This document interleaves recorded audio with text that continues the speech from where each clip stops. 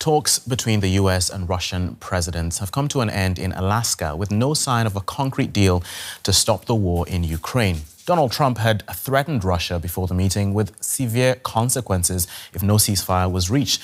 But after an apparently friendly meeting between the leaders, Trump said he doesn't have to think about punishing Moscow now.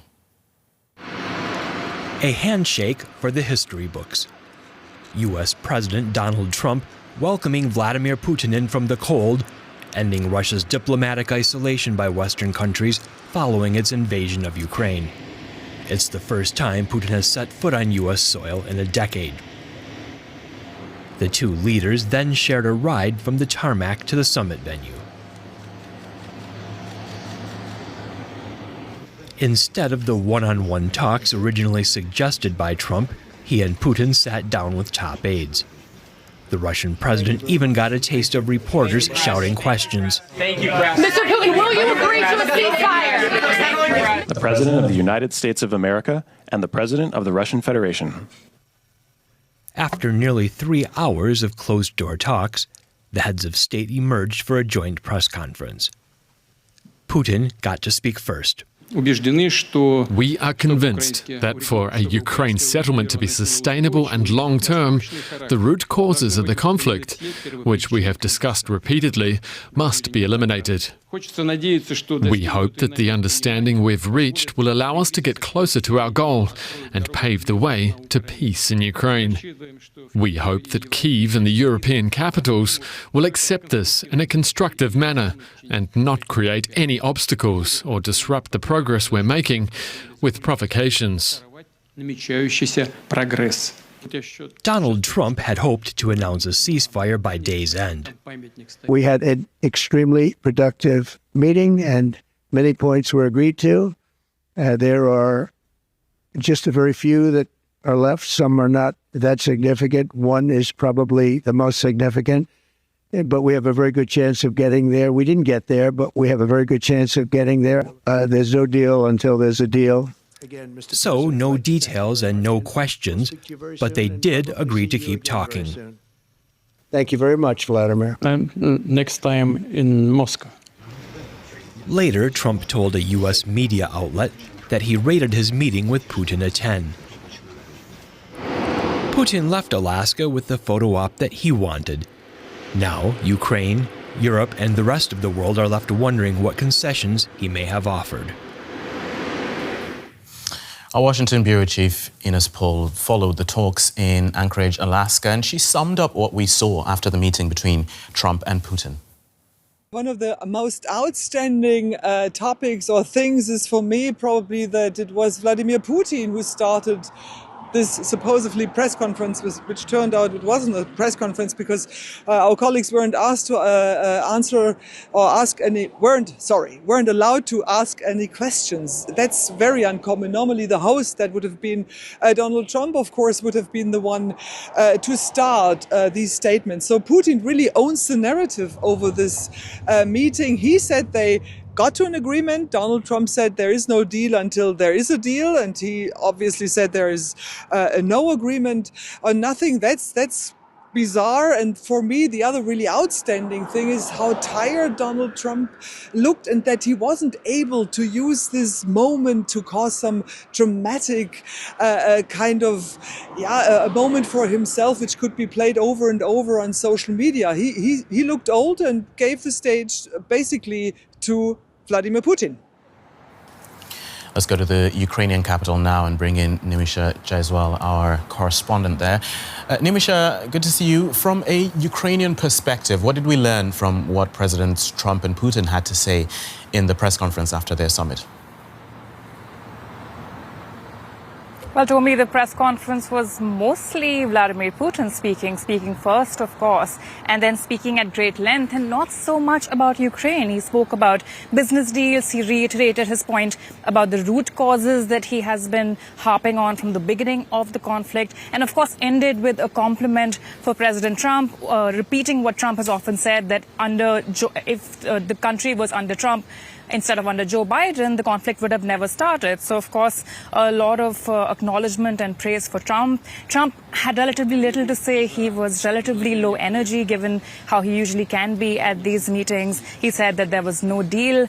And there did seem to be a sense that he leaves it to Zelenskyy and the European leaders to actually come through and make a deal. And, of course, the end of that meeting that we just heard in that report, next time in Moscow, has not really left a very good feeling here from the Ukrainian perspective. But just overall, the upside is that there is no terms that have been agreed with that are too hard to digest for Ukraine. Nothing has come out that Ukraine already wants to reject or turn down. And from Trump's energy, it seems that he wasn't too enthused by the meeting, so hopefully not coming out too affectionate about his good friend Vladimir Putin. But of course, the downside is we don't know what was discussed, and we don't know what is to come of it. And in an interview after the meeting, Trump said that he's going to hold off on sanctions for Russia, and that's not good news either.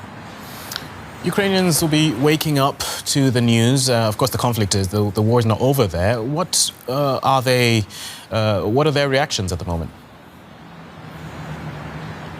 Was definitely not over, Tommy. There were air raid alerts through the evening yesterday as well as overnight. And even though it was late here when that infamous handshake on the tarmac happened, people were reacting, the news websites, of course, but also bloggers. And the overall sense was actually of disgust. One editorial this morning called it sickening and that Putin loved it. There was this feeling that a red carpet was rolled out for a war criminal, while President Zelenskyy was treated quite harshly in the Oval Office earlier this year in February, and many people were contrasting those meetings. There is this sentiment here that Trump has been fooled yet again, and there is a lot of concern, like I said before, about what details might emerge and that those might be the problematic part. But overall, there is also a feeling of I told you so. Many Ukrainians did not expect anything to come out of this meeting, and they seem to have been proven right. And Trump says it's now up to Zelenskyy. How can we interpret that?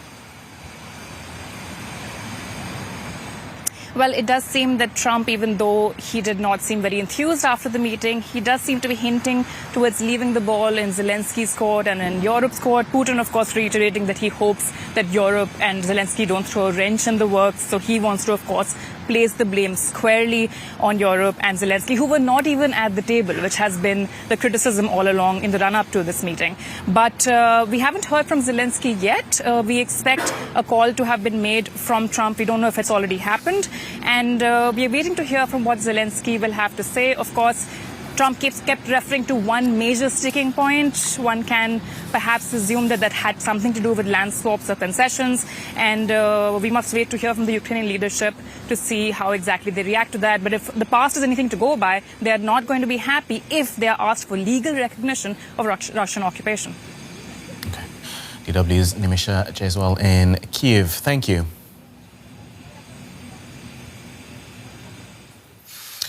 After the meeting, Trump talked to Fox News Channel's Sean Hannity about what had happened and what he expects to happen next.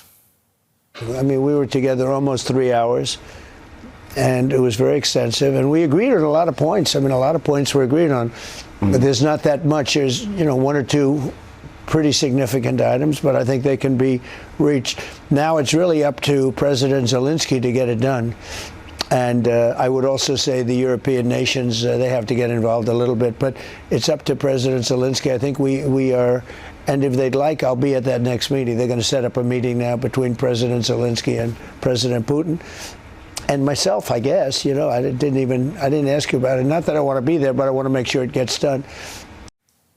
I'm now joined by our chief international editor, Richard Walker. Richard, Trump saying it's up to Zelenskyy. Trump is known or tries to portray himself as a deal maker. What aspect of the deal making is this with that kind of statement? Yeah, well, I mean, there is sort of, from a Ukrainian perspective, sort of positive and negative sides to this. The positive side to this, and as we were hearing from Nimisha, at least they haven't been presented with a fait accompli. I mean, this was a big concern, not just in Kyiv, but also in capitals around Europe, that you've got these two big leaders of the big countries kind of like playing like imperial times of cutting a deal over everybody's heads. they've really tried to drum home to Trump, no, Ukraine needs to make decisions that affect Ukraine. So he's partly, I think, showing some recognition towards that. But partly what we may be seeing, and this is probably the Russian strategy, is that they will put to Trump a demand that would be very difficult for Zelenskyy to accept. Trump just wants this over with, so he will then pass this over to Zelenskyy. Then Zelenskyy is saddled with this decision. And if Zelenskyy says, I can't accept that, then in Trump's eyes, Zelenskyy becomes the problem and Putin is no longer the problem. And that kind of like dials the clock back earlier this year. If we remember that notorious meeting in the Oval Office where Trump and Zelenskyy clashed, where Trump essentially saw the Ukrainian president as the impediment to peace and not the actual country that invaded Ukraine in the first place, Russia. Of course. Richard, we don't know the details of the meeting. They didn't say much to the public. There's no document. There's no press conference with... the press conference didn't have any questions, but just on optics, what can we take away from the way this came out? Yeah, of course, we see the kind of the talks environment here, but I think the most striking optic for me was at the very beginning, when they landed on the tarmac and Trump was there waiting for Putin to get off his plane, and Vladimir Putin walked along the red carpet, and this was, okay, here we go, we see this moment here, and that's them shaking hands. But I'm not sure if we have that clip, or just before that, when Trump was waiting as Putin walked towards him, Trump started sort of clapping, as Putin approached. And you wondered whether this was the sort of awkwardness of waiting for somebody to walk this long distance towards you. But still, the optic of that is sort of applauding Putin for even being there and, applauding him for, not having done anything yet. And now we know the end of the day's story where, really nothing very much, at least visibly to the surface, came out of this. So this risks for Trump becoming, a visual that could saddle him as somebody who's been naive in dealing with Vladimir Putin. And it recalls to an extent the moment when Steve Witkoff, his envoy, was on a trip to Russia, to Moscow, one of the trips that he'd done in the lead up to this summit, where when he met Vladimir Putin, he put his hand over his heart just as they were approaching each other, a sign of a sort of extreme deference. And this got a lot of criticism for Witkoff, as if he was showing so much deference to a president who has invaded Ukraine and has an international arrest warrant against him. Trump previously threatened Russia with sanctions. He seems to be holding that back now. So what leverage does he have? Yeah, Trump potentially has quite a bit of leverage. Of course, he has potential leverage of providing more weapons to Ukraine, going down the Biden route, of even donating weapons to Ukraine. But that has been pretty much ruled out from the American side. They've said, we don't want to pay any more money, but we're okay with the Europeans buying weapons. But there are all sorts of sanctions measures that the Americans could do to make life more difficult for the Russians. For instance, tightening the grip on the Russian oil tankers, which export oil to the rest of the world. The Europeans and the Brits have got very strong sanctions on those. There are big gaps in the American sanctions. But so far, Trump simply has not been willing to go that route. And, he's been, in the first part of his presidency, he was really all carrots and no sticks. And he started threatening the sticks, but not really implemented them. So that's going to be something to watch out for in the next few weeks. If this does unravel in a way where Trump does not start to just blame Zelenskyy again, then is he finally going to be prepared to start wielding some of the sticks that he could? Okay. Well, thank you very much for those insights. Richard Walker, our Chief International Editor. Vladimir Putin may not have offered any concessions, but he did seem to be dangling rewards in front of his US counterpart. Russia and the United States have a lot to offer each other in trade, energy, digital, high-tech and space exploration. Cooperation in the Arctic and the resumption of inter-regional contacts, including between our Far East and the American West Coast, also seem relevant. In general, it's important and necessary for our countries to turn the page and return to cooperation.